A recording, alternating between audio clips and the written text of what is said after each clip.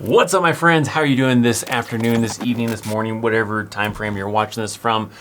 Today, in this video, this is a highlight from the last live stream. I do my live stream on Sunday evening, so if you would like to join, ask some questions, make sure you drop by on Sunday evenings. But is what I'm doing today in this video is highlighting some great questions that some of you out there that participated in the last live stream asked some good questions that I gave some answers to, and maybe you didn't watch the last live stream, maybe you didn't see all of it, and you want to see maybe some of these great questions that some of the individuals from the community asked. So that's what we're here to do. So make sure that if you want to maybe have the chance at having your question featured, maybe the next little recap kind of video, then make sure you join the live streams every Sunday evenings. But without further ado, let's get into a good little handful of some great questions from you guys out there in the community. Let's check them out. Hey Chris, I wanted to know if I wanted to have a guitar like on base or on deployment, how would that work? So like at your regular unit, you just have it shipped with your household goods. That's a thing you'll do. Like after you're done with your initial training, you do basic training, then you do AIT, or if you're someone doing infantry or MPs or whatever, then you do OSIT, and then that's just all combined. And then after you're done, then you go off to your first unit. Somewhere's in there, you schedule for your household goods to get sent to your duty station. So like if you're single, right, you're living in the barracks, you make arrangements for household goods. That means someone comes and picks up all your stuff. Sometimes you get it easier where you're able to go on leave and do it from home and then have someone come pick up your stuff. Sometimes you have to wait until later to do it. I don't know. Sometimes it just varies on how you do it, but you have them ship all your stuff, and that's free. The Army pays for that, and they ship it to your location of where you're assigned at, and it gets dropped off into your barracks. So if you have a TV, a guitar, a bunch of other clothing or whatever that you want to have shipped out to that place, then they do that. That's how you'd end up getting a guitar. On a deployment, typically you might have like a Connex that's getting shipped out there on the deployment, and sometimes the units will allow you to bring some personal items in that Connex. And like, for example, I brought a guitar. I had room in the Connex where I had it boxed up really good. I had a big tap box, like a big tough box kind of a thing with a lock on it. And I was able to fit the guitar inside of there and keep it safe. And then it was shipped over, and I was able to have a guitar on deployment. So that's usually how you get those ones too for deployments. If I go infantry, will I just clean stuff all day? Not necessarily. I mean, you might get stuck doing that. Sometimes, yes. But it probably depends on the unit. Like if the unit's a very active unit, then you might end up deploying, even to non-combat deployments. Maybe they're just like to Poland or something like that, or Germany for like 6 months or whatever with your unit. And then leading up to that, you're doing a bunch of training to lead up before that, kind of a thing. So it varies. It's going to depend on the unit. Cleaning, everybody does some sort of cleaning at some point. It just really sometimes depends on how much cleaning you do. Kind of depends on the unit and what's going on at the time frame. So I wouldn't say necessarily. I mean, there's a possibility you'll do a lot of cleaning, but that's not all you'll do. You'll probably do a lot of field problems and other training events too. Are you able to take 30 days vacation whenever you want, excluding combat deployments and those type of things? If so, how easy is it to get those vacation days okayed?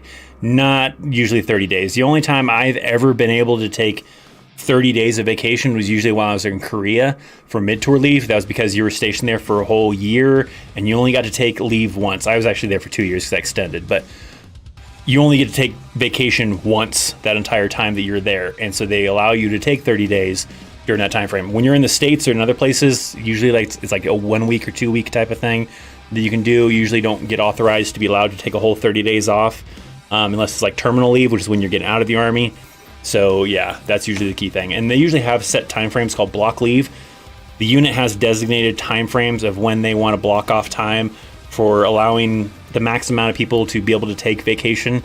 And it's pretty easy to usually get it approved during that time frame. Outside of that, usually kind of depends on the circumstances as to why you're trying to get vacation.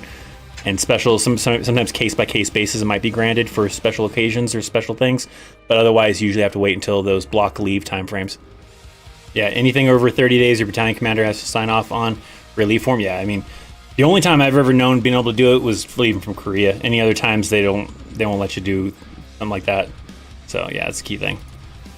Is there ever a time when they make you take leave? Christmas Exodus, like when you're in basic or AIT, they will usually.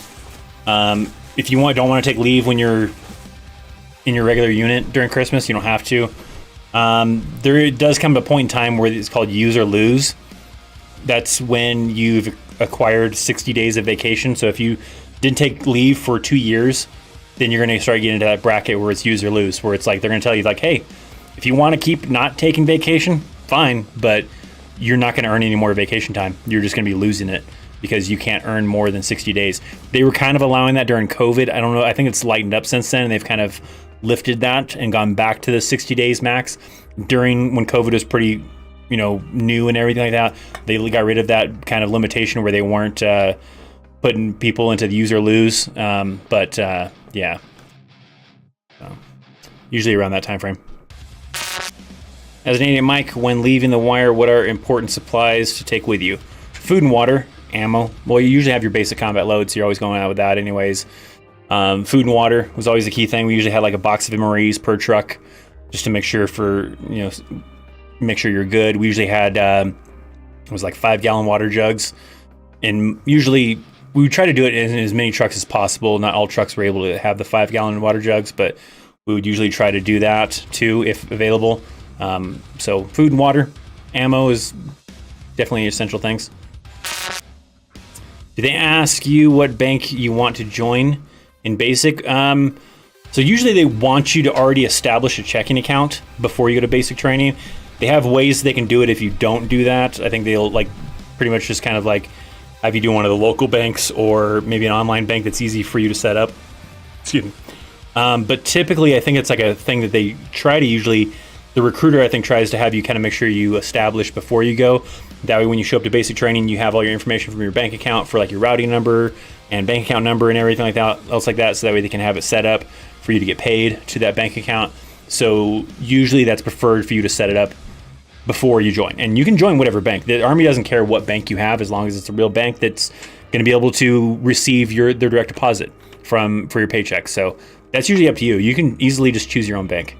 Is it possible to request to be deployed? Guessing not, and by needs of the Army.